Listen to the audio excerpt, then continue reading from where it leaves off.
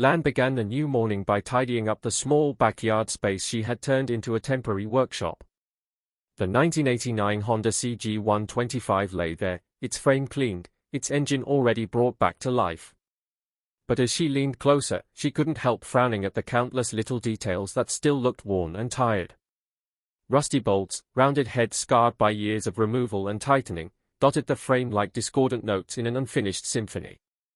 Lan knew that if she left them, not only would they ruin the bike's appearance, but they could also be dangerous. A single loose bolt could compromise the entire structure. She spread a large top across the concrete floor, carefully sorting all the bolts, nuts, washers, and springs she had removed earlier.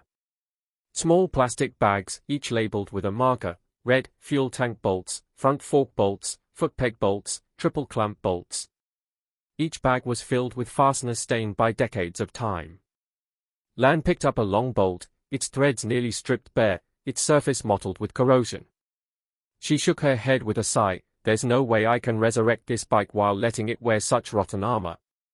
That afternoon, she rode into town to a familiar parts shop. The shop owner, a man in his 50s, looked up as Lan entered with a paper full of scribbled measurements. "What are you looking for?" he asked. Lan handed him the note. "I need a complete set of bolts, nuts, and fasteners for a Honda CG125, preferably JIS standard. I want to replace every single one, not reuse the old ones."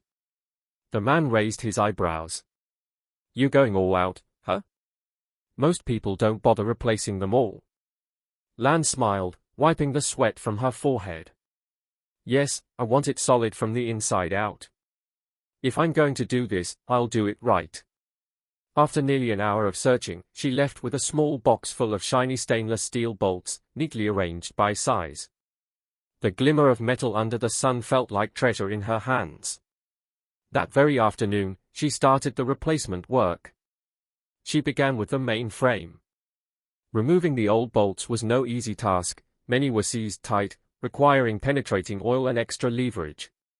Some snapped inside the threads, forcing her to drill them out and retap the holes. Each time she solved one of these problems, sweat soaked through her shirt, but Lan kept her patience. She carefully applied anti-seize grease to the new threads, then tightened them with a torque wrench, making sure each bolt was fastened to specification. The sharp click of the torque wrench echoed like the steady heartbeat of a recovering machine. Slowly, one by one, the frame, engine mounts, foot pegs, triple clamp, and forks all received new bolts. The critical joints now gleamed with precision, the skeletal structure of the bike restored to strength and beauty. When the last bolt was tightened, Lan moved on to the bodywork, the protective armor on the outside. The fenders, chain guard, and side covers had long lost their shine. Paint had peeled away, exposing patches of rust that had eaten deep into the metal. She removed each piece and carried them to the corner of the yard, ready for restoration. She prepared a tub of mild acid solution and dipped each part in. Tiny fizzing sounds rose as the rust dissolved. After hours of soaking, she rinsed the parts clean and scrubbed them with a wire brush. Some sections had rust holes that pierced completely through. For those, she used her MIG welder, carefully patching new steel onto the surface before grinding it smooth. Next came the sanding. With sheets of sandpaper, from coarse to fine, she worked patiently across every curve and edge until the surfaces felt smooth beneath her fingertips. The scratch-scratch rhythm of sanding mixed with the evening bird calls, the smell of hot metal and her own sweat blending into the atmosphere of hard but satisfying labor. Once the surfaces were ready, Lan sprayed a coat of gray anti-rust primer. After it dried, she applied glossy black paint to the fenders and side covers, while the chain guard received a metallic silver finish as a stylish accent. Each pull of the spray gun released a fine mist that coated the metal evenly, layer by layer, erasing decades of scars and age. That night, under the warm glow of a workshop lamp, Lan carefully reinstalled each freshly painted part back onto the frame. The sharp clicks of the new stainless bolts securing the bodywork in place echoed softly, like music to her ears. She stepped back, wiped her paint-stained hands on an old rag, and took in the sight.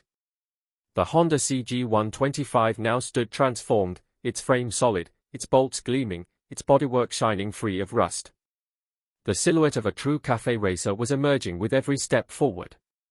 Pride and joy swelled inside Lan as if every drop of sweat and every hour of labor had turned into the very light glinting off the bike's polished surfaces.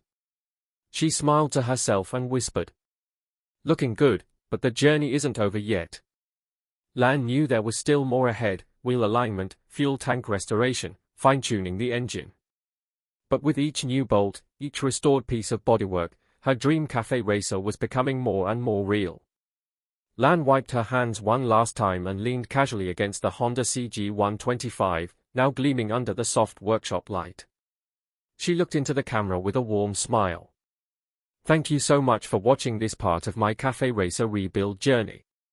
Every bolt I replaced, every piece of bodywork I restored, it's all been done with love and patience. This bike means more to me than just a machine, it's a dream slowly coming true." She gently tapped the fuel tank, the sound echoing lightly. "I hope my work inspires some of you to pick up your own tools, get your hands dirty, and bring new life to something old. If I can do it, trust me, you can too." Lan straightened up, her expression soft but determined. If you enjoyed this video, please don't forget to like, share, and most importantly, subscribe to my channel. That way, you won't miss the next steps as I finish the wheels, the fuel tank, and finally, take this cafe racer out on the road for the very first ride. She winked playfully, brushing a strand of hair from her face. Stay tuned, there's a lot more to come. See you in the next episode.